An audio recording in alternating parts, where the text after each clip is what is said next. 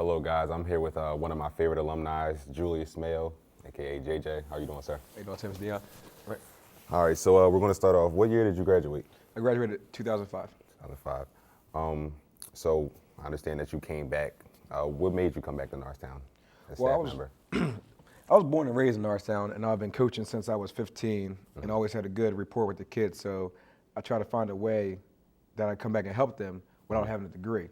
See, I didn't go to college, so it was a tough road for me to be in that field without a degree. So security was a good way to help, mentor the kids and counsel the kids why still trying to teach them values of being a man and young lady in the society we live in today.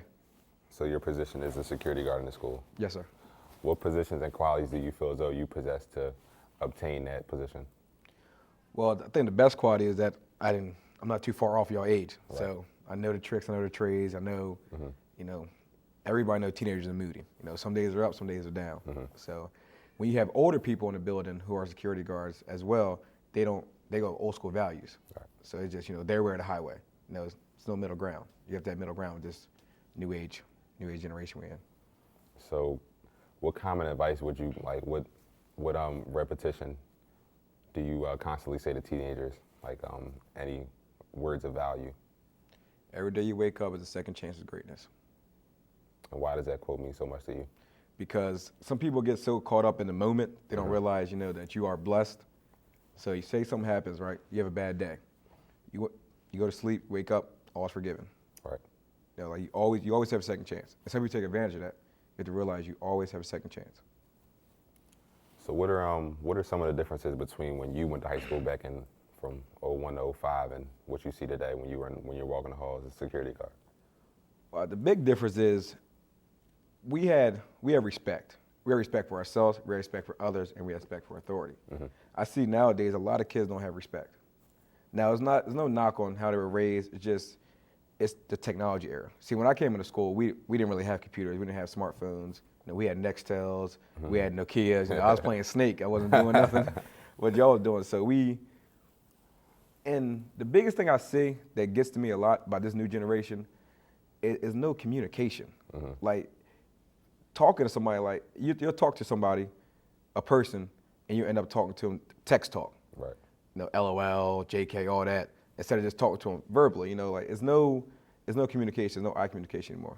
That's what we had. They say that we're losing the ability, our next generation or our current generation later on in life is going to lose the ability to write a general letter. Do you think that's true?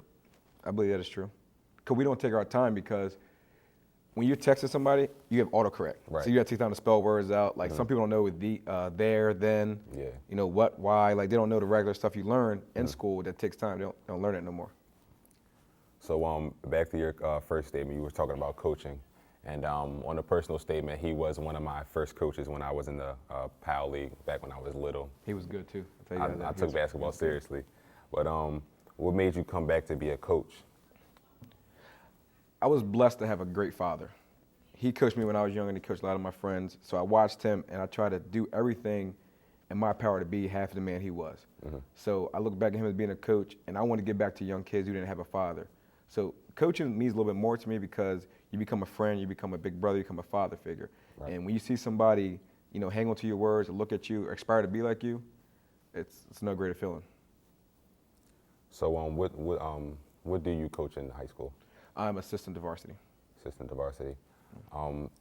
So at varsity, kids most of them are seniors. They're a little, I wouldn't say hard-headed, but they like to do their own thing. Like, this is their moment, this is their year to shine. So how would you feel like against that, like going through, like how would you get through with thick head per se? I was always taught as a coach, you would take heart over talent any day.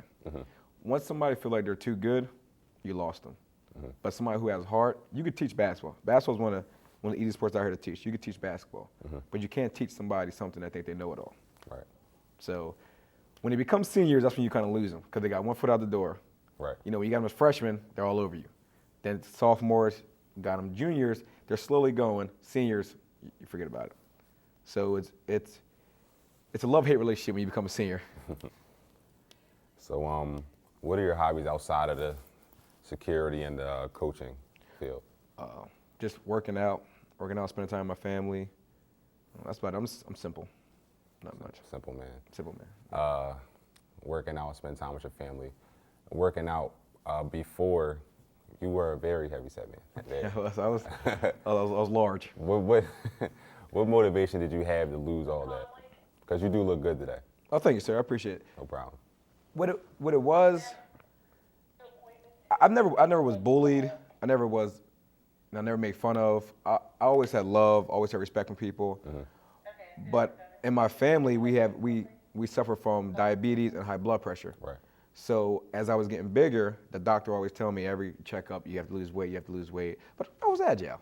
I didn't mind being fat. I was agile. You know? But every day would tell me. So one day, my little brother came to me and said, yo, come to the gym with me.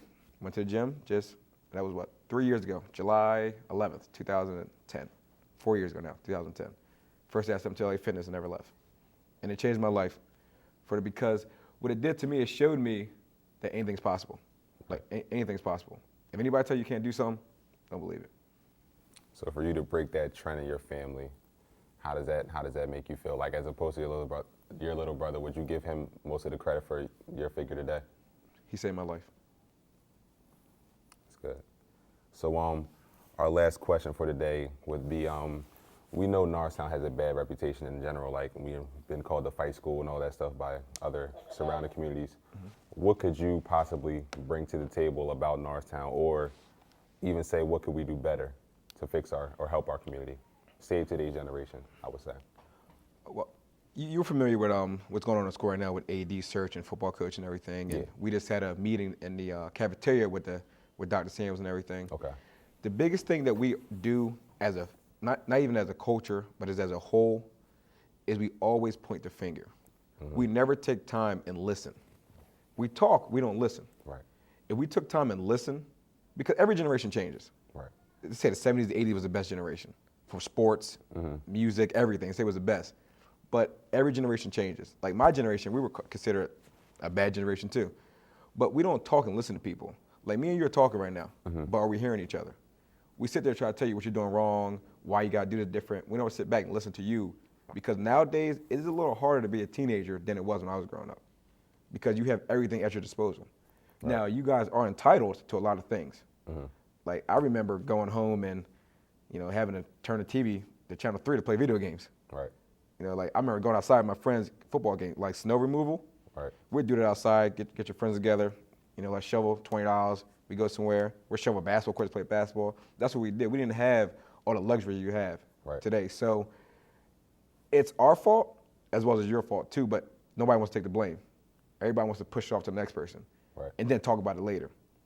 We have to step up as a whole and change it. If we don't change it, then our youth is just gonna go down. It's gonna go down bad. But it's not your fault. No, don't ever think it's your fault, because it isn't. Appreciate your honesty, man. Appreciate it. Always. All right, thank you, JJ. No problem. Thank you guys for having me. Dion signing off. Back to Spotlight.